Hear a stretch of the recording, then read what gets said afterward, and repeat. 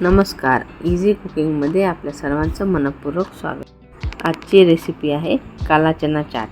त्यासाठी आपण रात्रभर भिजत घातलेले काले चणे घेतले।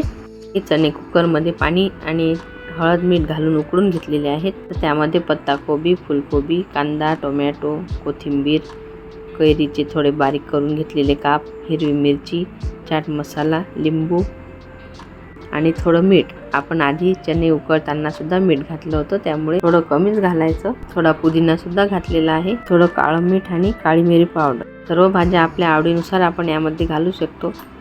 ही रेसिपी बनवायला अगदी सोपी आहे आणि वेट लॉससाठी एकदम बेस्ट ऑप्शन आहे।